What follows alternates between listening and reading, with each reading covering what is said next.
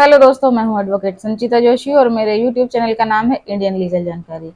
दोस्तों, आज के टॉपिक में मैं आपको बताऊंगी कि किराएदार को मकान मालिक से संपत्ति यानी कि मकान, दुकान या कोई भी ऐसी चीज जिसका वो उपयोग करेगा, तो ऐसी चीज किराए से लेते समय ऐसी किन बातों का ध्यान रखना चाहिए, एग्रीमेंट पे ऐसा क्या लिखना चाहिए और उसके आगे उसको ऐसे किन चीजों का ध्यान रखने की जरूरत है जिससे मकान मालिक उसको उसका एग्रीमेंट समाप्त होने से पहले ही यानी बीच में ही मकान या दुकान जो भी उसने लिया है उसको खाली करने के लिए मजबूर ना कर सके।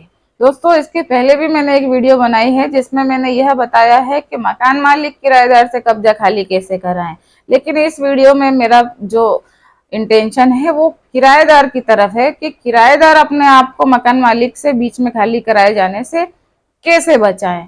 तो दोस्तों, हर मामले में अकेला किराएदार ही दोषी नहीं होता है। कई बार मकान मालिक भी ऐसी हरकतें कर देते हैं कि जिनकी वजह से किराएदार को बहुत नुकसान होता है। मान लीजिए एक किराएदार रख लिया किसी मकान मालिक ने, अब वो किसी ना किसी वजह से उसको टोकता रहेगा, परेशान करता रहेगा, या उसको कभी भी मन आ गया बीच में तो वो बीच में ही बोल देगा। यानी कि एग्रीमेंट तो 11 महीने का होता है, पर वो 2 महीने 3 महीने बाद ही बोल देता है कि आपका ये फला फला चीज हमको जम नहीं रही है, आप तो खाली कर दो।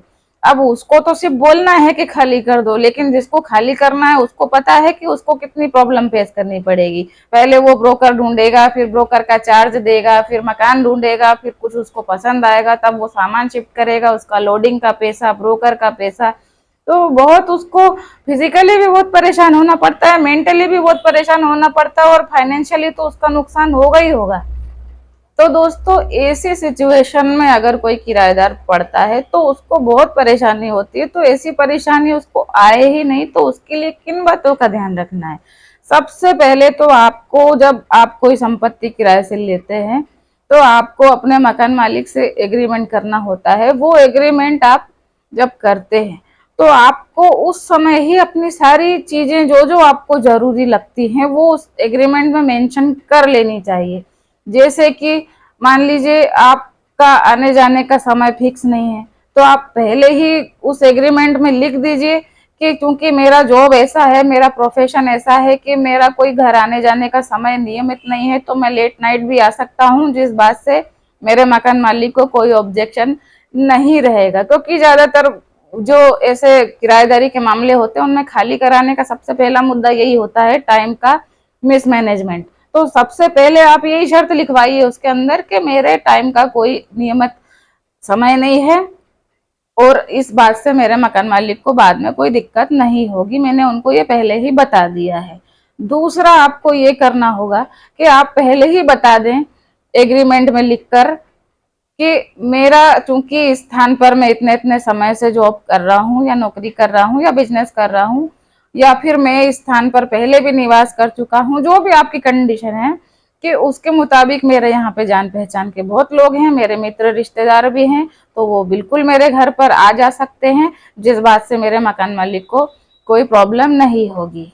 ठीक है, क्योंकि इस बात का भी बहाना बहुत लगाते हैं मकान मालिक के, इन्होंने बताया नहीं था कि हमारे यहाँ दोस्त आएंगे, हमारे रिश्तेदार आएंगे और हमको ये सब चीजें पसंद नहीं है, इसलिए आप खाली करो। तो आप ये जो मेन मुद्दे की चीजें पहले ही लिखवाओ।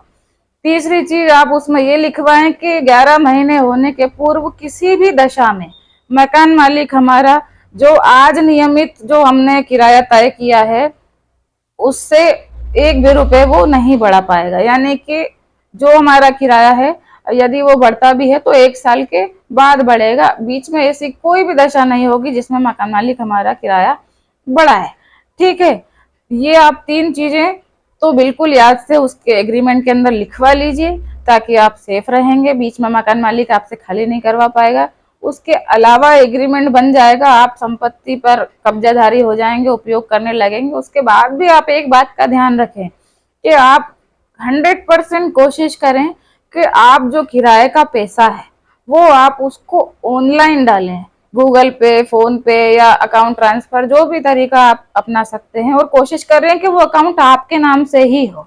तो ऐसे में क्या रहेगा कि इन फ्यूचर कभी मकान मालिक को आपसे खाली करवाना है तो वो ये बहाना ना ले सके कि ये मुझे किराया टाइम पे नहीं दे रहे हैं या मुझे किराया दे ही नहीं रहे हैं। अब चूंकि आप कैश दोगे तो आप कैसे बताओगे कि हम तो नियमित किराया दे रहे हैं, इसलिए कैश देने की कोशिश ना ही करें तो अच्छा है। ऑनलाइन का जमाना है, ऑनलाइन पेमेंट दें। उसके क्या है, आपके पास रिकॉर्ड रहेंगे ऑनलाइन कि आपने किस तारीख को किस महीने पैसा दिया है, कितना पैसा दिया है। तो ये बहाना भी बाद में जाके मकान मालिक आपसे घर खाली करवाने के लिए नहीं लगा सकेगा। तो दोस्तों, उम्मीद है कि आपको मेरे द्वारा दी गई जानकारी उपयोगी लगी होगी। आप जब भी ऐसी कोई संपत्ति किराए से लेंगे तो मेरे बताए हुए तरीकों का इस्तेमाल करेंगे, जिससे आप सेफ रहेंगे, आपको मकान मालिक परेशान नहीं कर पाएगा। ऐसे ही और जानकारी प्राप्त करने के लिए सब्सक्राइब कीजिए मेरा यूट्यूब चैनल इंडियन लीगल जानकारी।